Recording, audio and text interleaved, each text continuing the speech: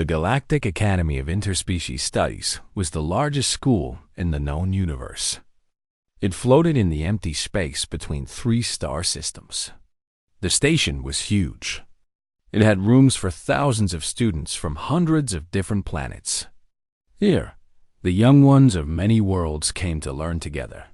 They studied science, language, history, and most importantly, how to understand each other. The academy was beautiful. Its walls were made of a special metal that changed color with the light. Gardens filled with plants from distant worlds grew in every corner.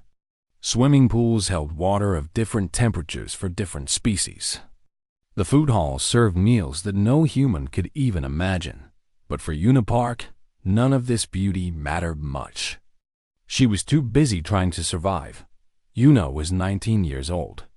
She had brown eyes, black hair that she kept in a simple ponytail, and a smile that could warm any room. She was also the only human student at the academy. Earth had only recently joined the galactic community, and Una had been chosen as the first human to study here. It was supposed to be an honor. Most days, it felt like a punishment. She was small. That was the first problem. The Valkyrie students were made of living crystal and stood 3 meters tall. The Moradi had long, snake-like bodies that slithered across the floor. Even the smallest species at the academy were bigger than her. When Una walked through the halls, she felt like a child among giants. The second problem was that nobody understood her. Humans were new to the galaxy. Most species had never seen one before. They did not know what to make of this soft, small creature with no claws, no fangs, no natural weapons at all. Some thought she was weak. Others thought she was strange. A few thought she might be dangerous in some hidden way. Nobody thought she belonged. Una spent her first week alone. She ate by herself in the corner of the food hall. She sat in the back of every class. She spoke only when teachers called on her. At night, she lay in her small room and wondered if she had made a terrible mistake coming here. Then she met Bomi and Teho. It happened on a Tuesday, or what passed for Tuesday on the station.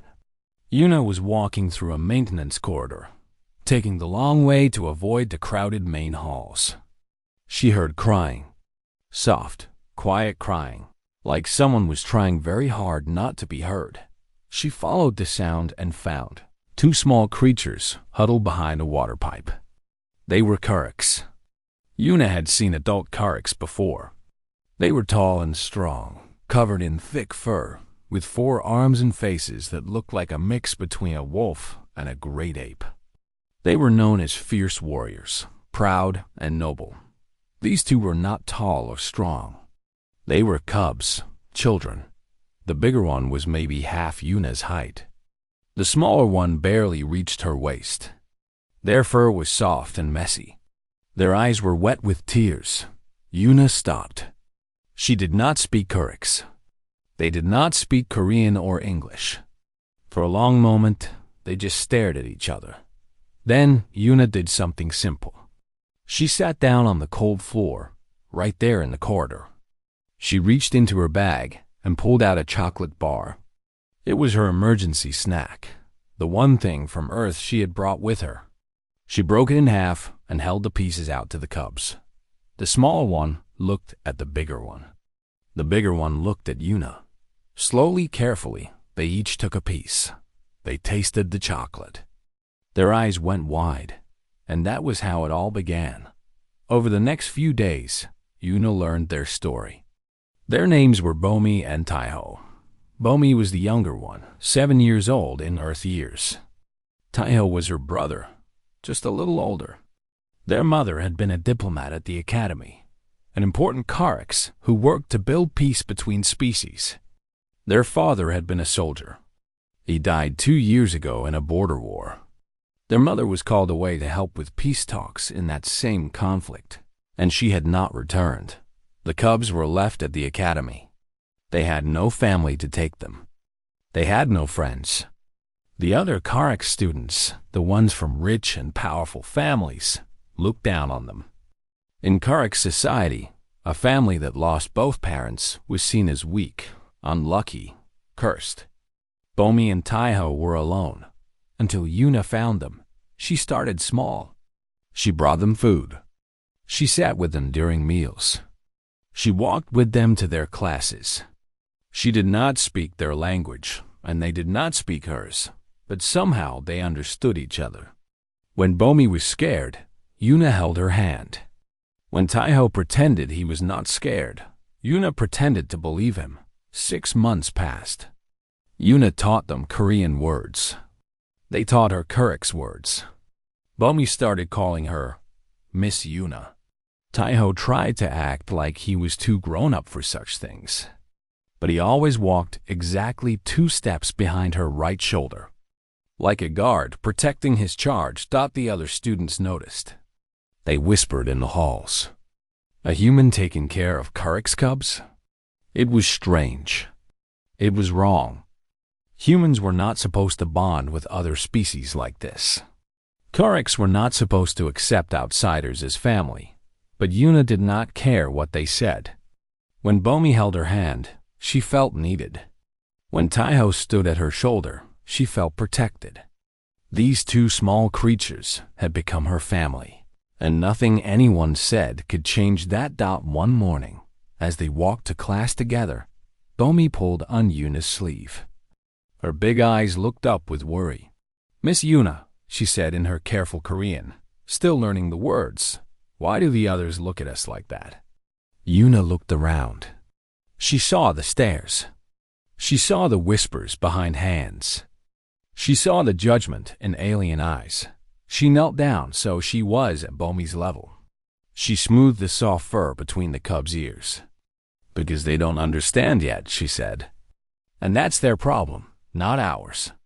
Bomi nodded slowly, not fully understanding but trusting Yuna anyway. Taiho's ears suddenly moved. They flicked backward, then forward. His whole body went stiff. "What is it?" Yuna asked. "A ship," he said. His voice was strange, worried. A ship just came to the station. It was not planned. Yuna frowned. Taiho had excellent hearing, even for a Kurix. He could hear things that happened on the other side of the station. She had learned to trust his ears. "What kind of ship?" She asked before Taiho could answer. A sound filled the air. It was loud and sharp and terrible. The emergency alarm. Red lights began to flash on the walls. A voice spoke in 100 languages at once, telling everyone to stay calm, to go to their rooms, to lock their doors. Bomi grabbed Yuna's leg. Taiho moved closer to her side. All around them, students began to run, to hide, to panic. Yuna did not know what was happening. She did not know what danger had come to the station. But she knew one thing with perfect clarity. Whatever it was, she would not let it touch her cubs. She grabbed both of them and began to run toward the residential wing. Toward safety. Toward home. She had no idea that safety was exactly where the danger was heading to. The academy had rules for emergencies. Every student learned them on their first day. When the alarm sounds, go to your room. Lock the door. Wait for instructions. The station had safe rooms, strong walls, and defense systems that could stop almost any threat. But nobody had planned for this. Doyeon, Kim, was the only other human at the academy. He was 42 years old, tall and thin, with gray hair at his temples and tired eyes that had seen too much. He taught xenobiology, the study of alien life forms. He had been at the academy for 15 years, longer than most students had been alive. When the alarm started, he was in his office grading papers. He did not panic. He had lived through emergencies before. He simply turned on his security screen to see what was happening. What he saw made his blood turn cold. The docking bay was destroyed. The walls were torn open like paper. Bodies lay on the floor. Valkyrie students, their crystal forms shattered. Moradi instructors, their long bodies ripped apart. And moving through the wreckage, still hungry, still hunting, was something that should not exist outside of nightmares. A Rakari.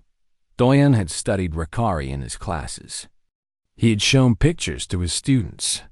He had explained their biology, their behavior, their terrible power. But he had never seen one in person. Nobody at the academy had. Rakari were supposed to be contained on their home planet, locked away from the rest of the galaxy. This one had escaped. It was 8 meters long from head to tail. Its body was covered in dark scales that seemed to eat the light. It had 6 legs, each ending in claws that could cut through metal. Its head was flat and wide, with 6 red eyes that glowed like dying stars. Its mouth was full of teeth, rows and rows of teeth, each one as long as Doyen's hand. The creature moved through the docking bay like a shadow. It was fast, faster than anything that big should be. It sniffed the air, searching for something. Then it chose a direction and began to move toward the residential wing. Doyen's hands shook as he opened a communication channel. Vice Principal Han, please respond. This is urgent. The face of Yoonji Han appeared on his screen. She was a human woman in her 50s, strict and proper, with silver hair pulled back in a tight bun. She had been vice principal for 10 years. She had handled every kind of crisis. But even she looked scared now. I see it on my screen, she said.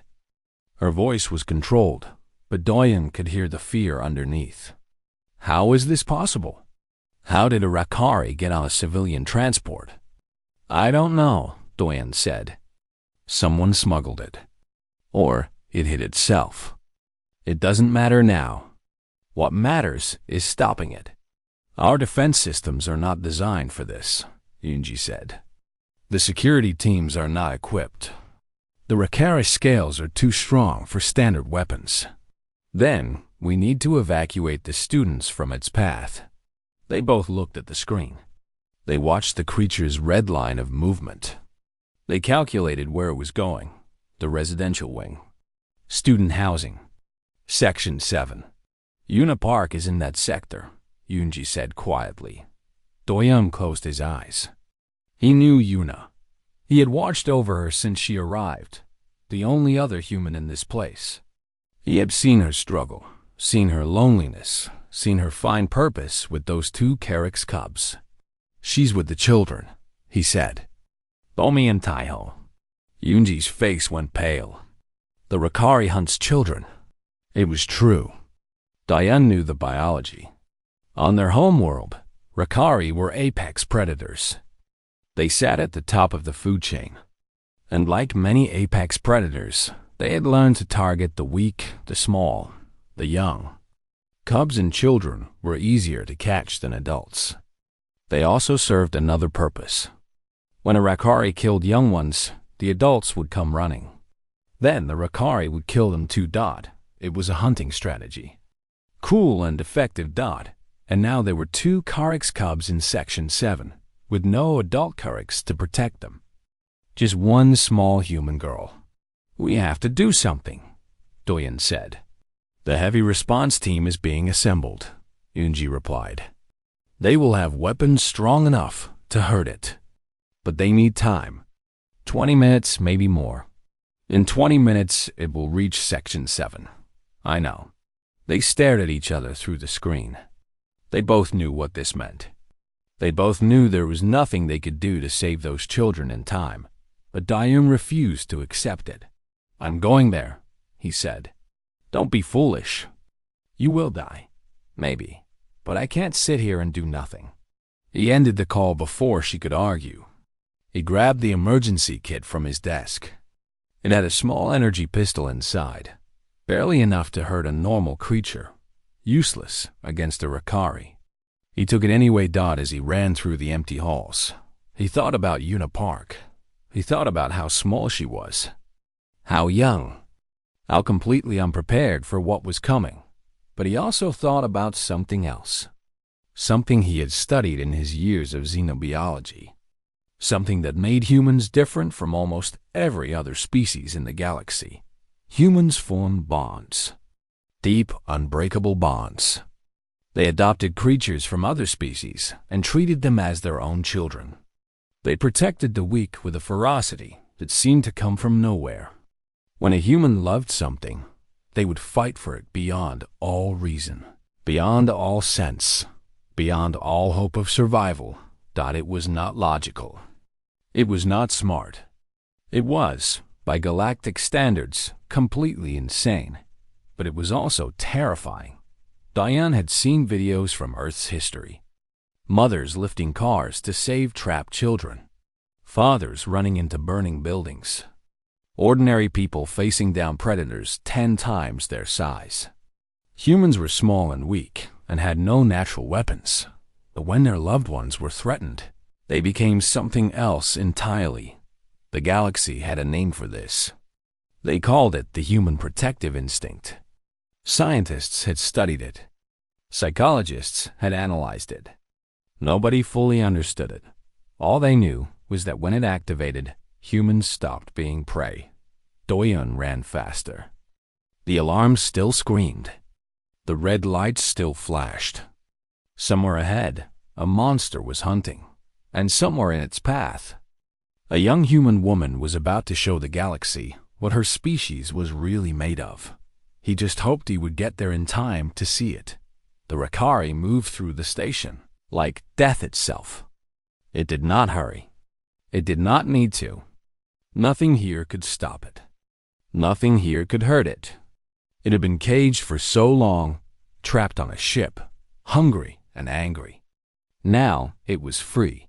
Now it would feed Dot. It could smell them. The young ones. 2 of them, small and warm. Their hearts beating fast with fear. They were close now. So close. It would find them soon. It would taste their blood. But there was another smell too. Something strange. Something it did not recognize. Another creature between it and its prey. Small. Weak. No threat at all. The Rakari did not slow down. Whatever this small thing was, it would die like everything else. Had no way of knowing that this small thing was human. And had no way of knowing what that meant. Yuna heard the screaming first. It came from somewhere far away, echoing through the metal halls of the station, high and sharp and full of terror. Then the screaming stopped, and somehow that was worse. She kept running, one hand holding Bomi, the other pulling Taiho along. The cubs were fast, but their legs were short. They could not keep up with her longer strides. She slowed down. She would not leave them behind. "What is happening?" Taiho asked between breaths. His ears were flat against his head. His fur stood up in fear. "What is that smell?" Yuna smelled it too. Blood. Metal.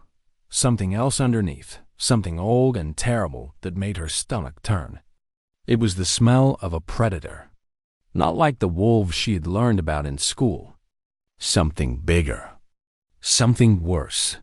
"Don't think about it," she said. "Just run." They reached Section 7, the residential wing. Home. Yuna's room was at the end of the corridor. A small space with a bed, a desk, and a window that looked out at the stars. It was not much, but it was safe, at least. She hoped it was safe. She pushed open the door and pulled the cubs inside. The room was dark. She did not turn on the lights. Light would attract attention. She closed the door and pressed a lock button. A soft beep told her the door was sealed.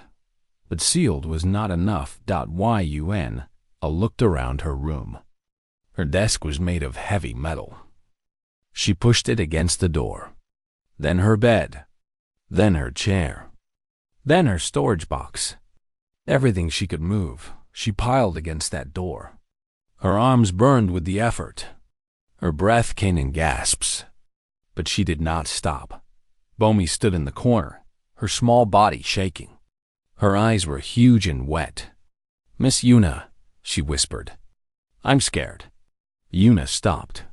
She looked at the little cub, so small, so frightened.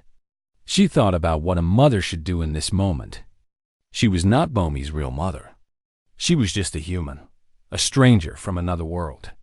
But right now, that did not matter. She knelt down and opened her arms. Bomi ran into them, burying her face in Yuna's chest. Taiho tried to stay strong, tried to stand apart, but after a moment, he came to. Yuna held them both, feeling their hearts beat against her body. "Listen to me," she said. Her voice was calm. She made it calm. "Both of you, I need you to do something important." They looked up at her with trusting eyes. Behind the bathroom unit, there's a panel. A maintenance panel. It leads to a small space inside the walls. You can fit through it. I need you to go in there and hide. Don't make a sound. Don't come out until I tell you it's safe. Taiho's ears went up. "What about you?" "I'll be right behind you." She was lying. She knew she was lying. The maintenance space was small. She had checked it once, out of curiosity.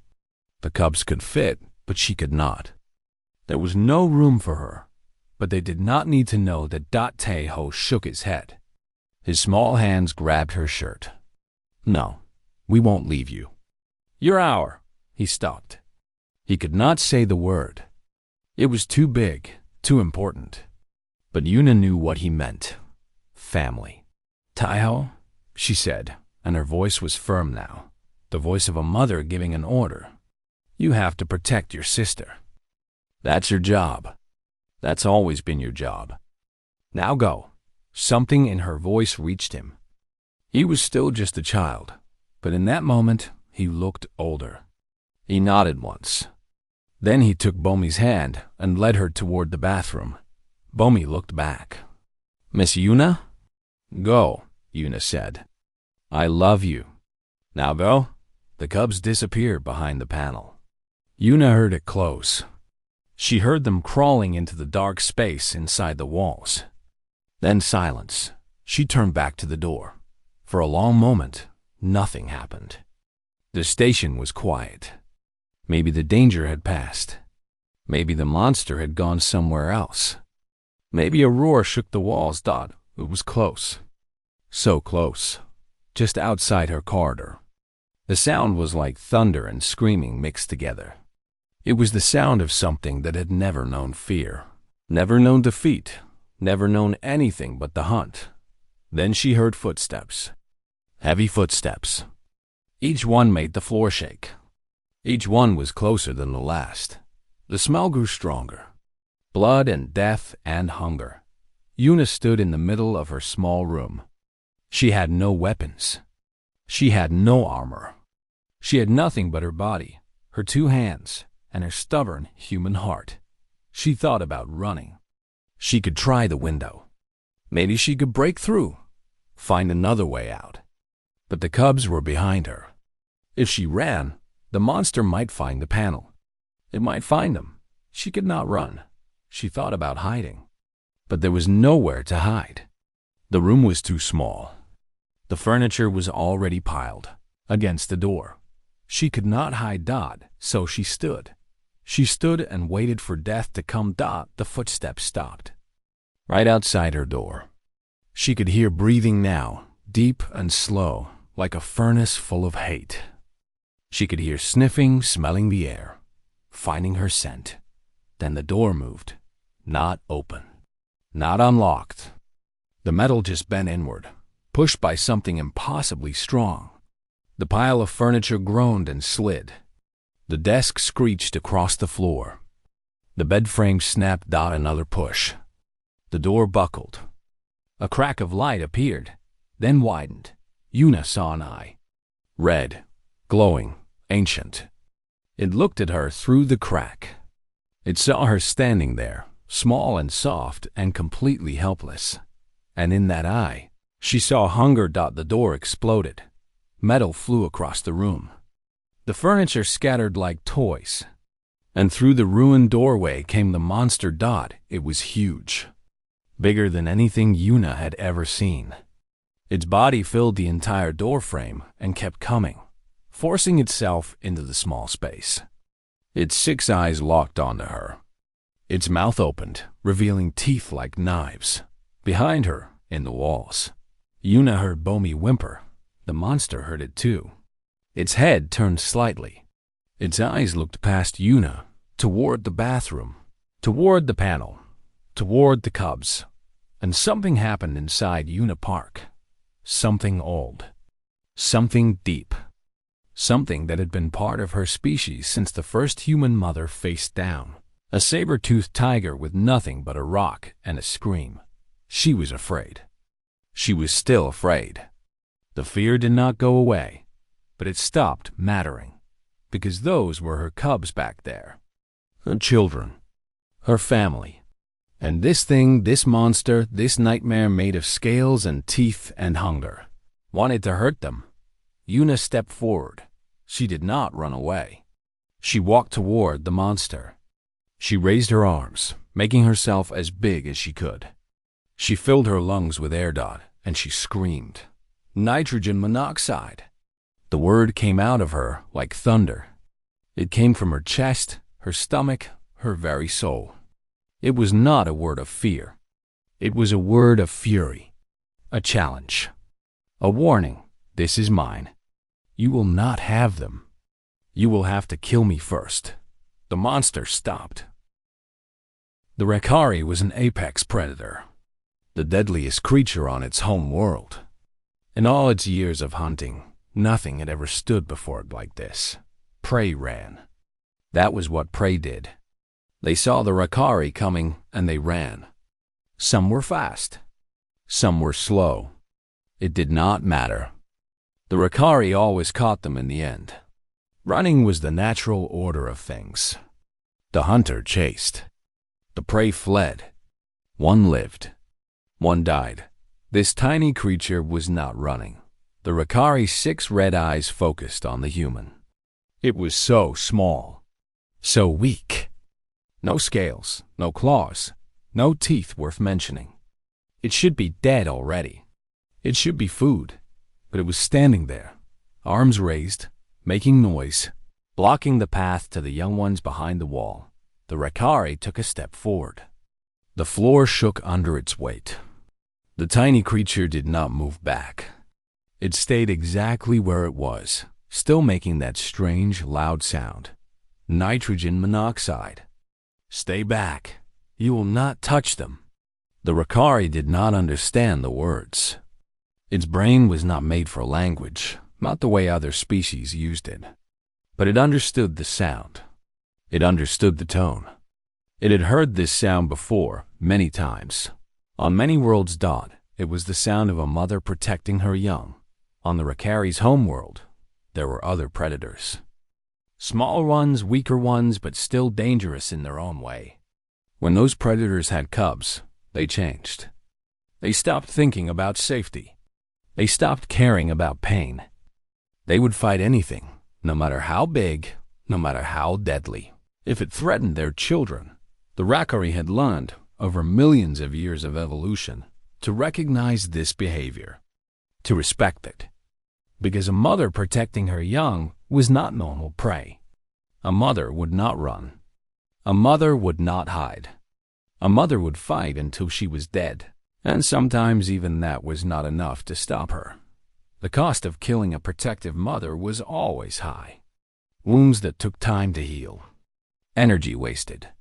Sometimes injuries that never fully recovered. It was not worth it. Not for one kill. Not when there was easier prey elsewhere. But the Rakari was confused. This creature smelled different. It was not the same species as the young ones behind the wall. It was not their blood mother. How could it be acting this way?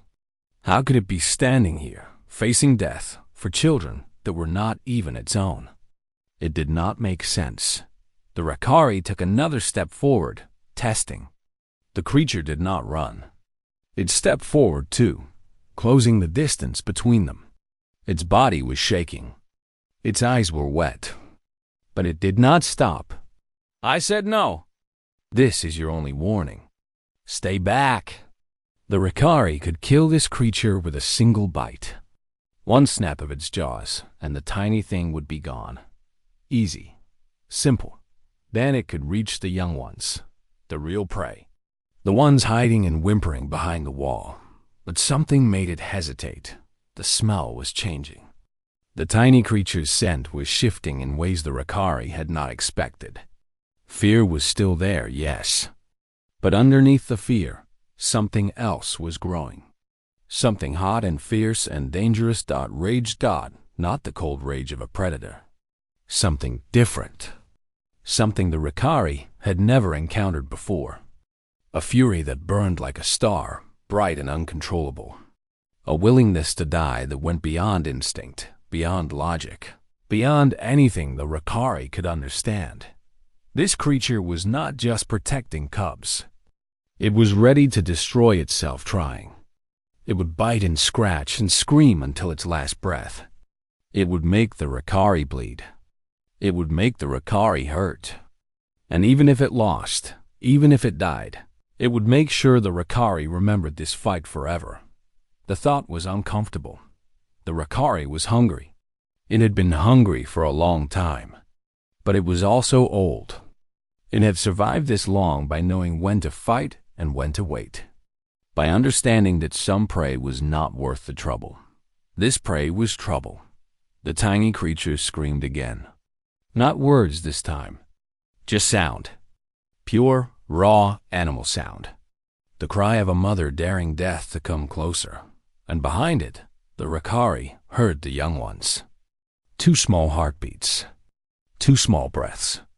They were pressed against the wall, waiting, hoping, trusting that the tiny creature would save them. The Rakari looked at the human. The human looked back. For a long, frozen moment, predator and prey stared at each other. The universe held its breath. Time seemed to stop. Then the Rakari did something it had never done before. It sat down. Its massive body lowered to the floor. Its claws retracted into its feet. Its mouth closed, hiding those terrible teeth. Its 6 eyes blinked, slowly, one after another. It was the Rakari gesture of submission, of acceptance, of peace. On its homeworld, when a mother proved herself worthy, when she showed that she would die before giving up her young, the Rakari would back down. It was the only thing that could make them stop. The only thing they respected. And this tiny creature, this soft, weak, impossible being, had done it. Yuna did not understand what was happening. Her heart was pounding so hard she could barely think. Her whole body was shaking. Tears were streaming down her face. But she did not look away. She did not lower her arms. She kept standing between the monster and her cubs, ready to fight, ready to die. The monster was sitting now. It was still huge, still terrifying, but it was not attacking. It was just waiting. Behind her, she heard a small voice. "Miss Yuna?" Bomi's face appeared at the edge of the maintenance panel. Her eyes were huge with fear. Taiho was right behind her, his arms wrapped around his sister. "Stay there," Yuna said. Her voice was rough, broken. "Don't move. Just stay there." But the cubs did not listen. They never did. They crawled out of the panel and ran to her. Bomi grabbed her leg. Taiho pressed against her side. They clung to her like she was the only safe thing in the universe. The Rakari watched. Its 6 eyes moved from Yuna to the cubs. It saw them holding her. It saw her arms come down, wrapping around them, pulling them close. It smelled their scents mixing together. The human, the young ones, family. They were hers. Not by blood, not by species, but by something deeper. Something the Rakari could sense but not name. A bond. Unbreakable.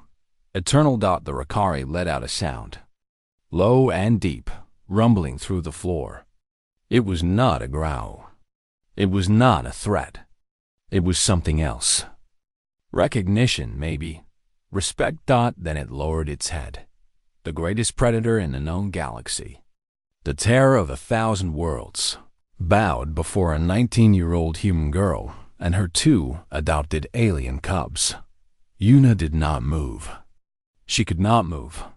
She just stood there, holding her children, staring at the impossible thing in front of her. Outside, in the corridor, she heard footsteps. Running footsteps. Voices shouting. The security team was coming. Help was almost there, but Yuna barely noticed. All she could see was the monster. All she could feel was Bomi and Taiho in her arms. All she could think was one simple thought, playing over and over in her exhausted mind. They're safe. My babies are safe. They're safe. The Rakari stayed where it was. It did not try to attack again. It just watched, patient and still, as the small human mother held her young and waited for the danger to pass. Some battles were won with strength, some with speed, some with weapons and armor and armies. This battle was won with love, and love, as it turned out, was something even apex predators could understand. The security team found them 20 minutes later. They came with heavy weapons, thick armor, and enough firepower to destroy a small building. They were ready for a fight. They expected blood and death and chaos. What they found was something nobody could explain. The Rakari was sitting in the middle of a ruined room. Its massive body was curled, almost gently, in a half-circle around a young human woman and two Carrick's cubs. It had not hurt them. It had not even tried. When the sedation drones arrived and fired their sleep needles into its thick hide, it went down without a fight. Its 6 red eyes stayed open until the very end, watching the small family it had chosen not to kill. Yuna did not let go of the cubs. Even when the security officers told her it was safe, even when they tried to take Bomi and Taiho to the medical bay, she would not release them. Her arms were locked around their small bodies like steel bands. Her eyes were empty, staring at nothing, seeing nothing except the moment that kept replaying in her mind. The monster. The pause. The boat out. Finally, Professor Diane Kim arrived. He pushed through the crowd of officers and doctors and officials. When he saw Yuna, when he saw the cubs clinging to her, something in his chest broke and healed at the same time. "It's okay," he said softly, kneeling beside her. "Yuna, it's okay. You did it. You saved them." She looked at him. Her eyes focused slowly, like she was waking from a dream. Is it really gone?" "It's sedated. They're taking it away. It can't hurt anyone anymore." Yuna nodded. Then she started to cry. Not quiet tears. Not gentle weeping. She cried like the world was ending, like all the fear she had been holding inside was finally escaping. She cried and shook and could not stop. Bomi and Taiho cried with her, their small voices joining hers in a chorus of relief and exhaustion. Du Yun stayed with them. He did not try to stop the tears.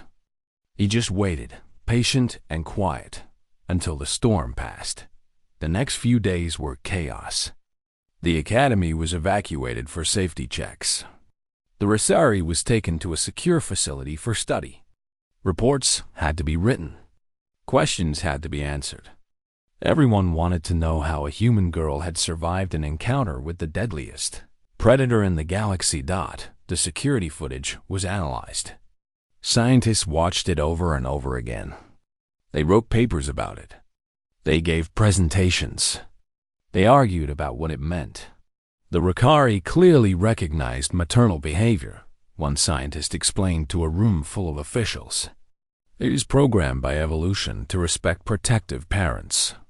When Yuna Park displayed this behavior, it triggered an ancient instinct.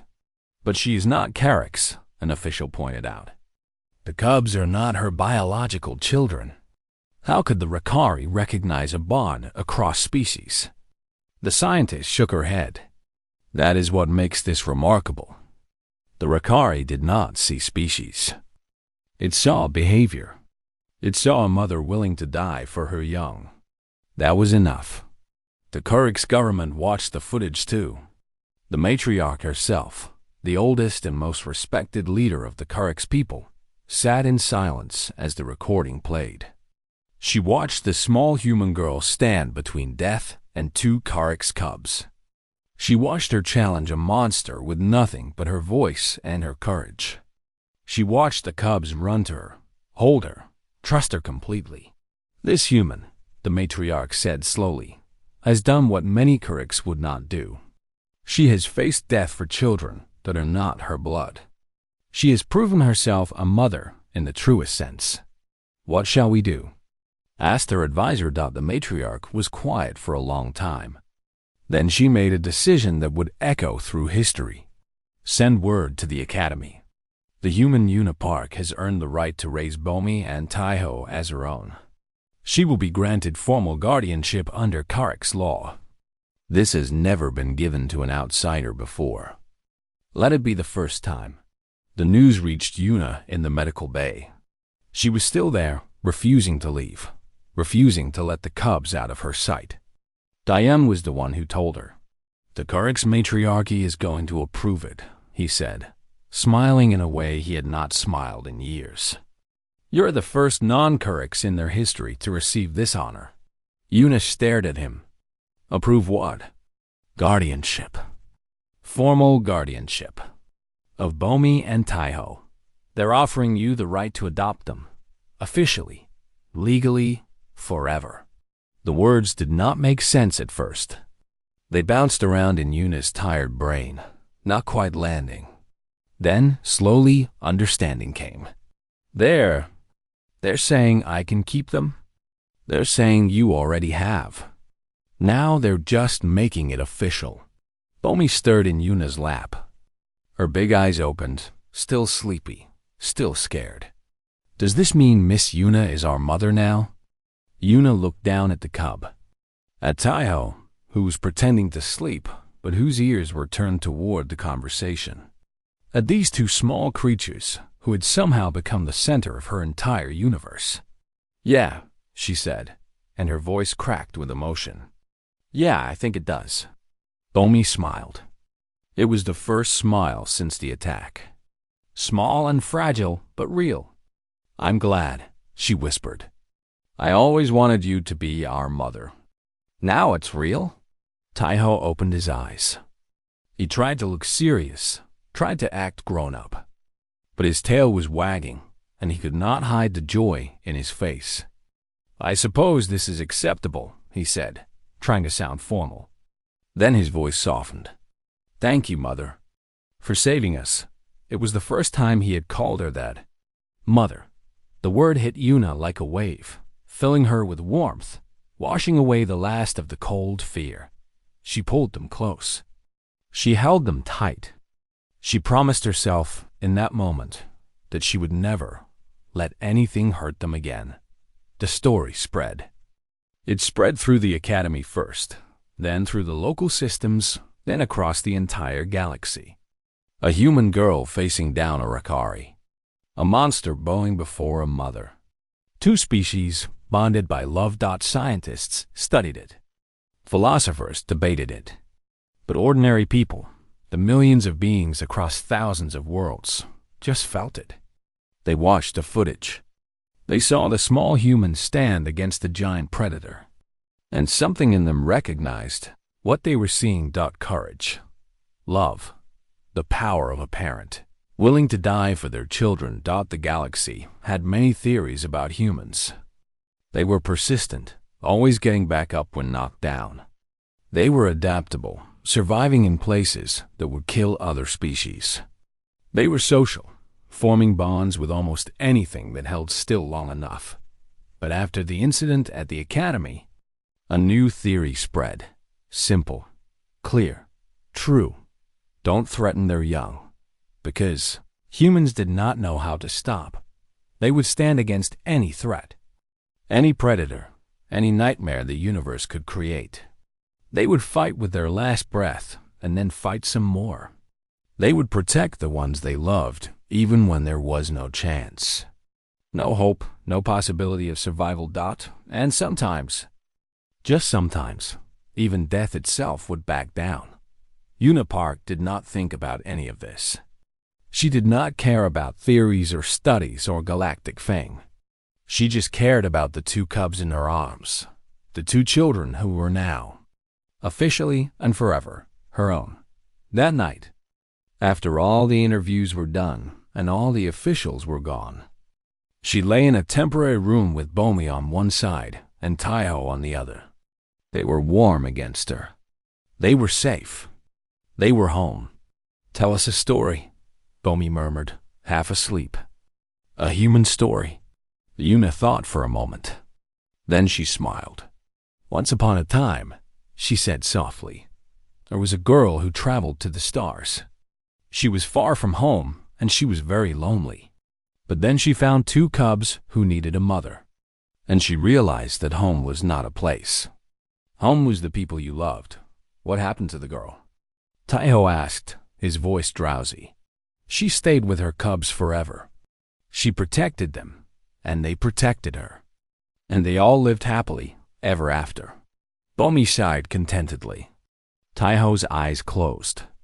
Within moments, both cubs were asleep, their small chests rising and falling with peaceful breaths. Yuna watched them for a long time. She thought about everything that had happened. The fear, the monster, the moment when she had been sure she was going to die, and she realized something simple and true. She would do it all again, without hesitation, without regret, because that was what mothers did. That was what humans were. Outside the window, the stars burned bright and eternal. The galaxy was vast and full of wonders and terrors. But in this small room, on this small station, nothing else mattered. A mother held her children. A family slept in peace, and the universe, for once, was exactly as it should be.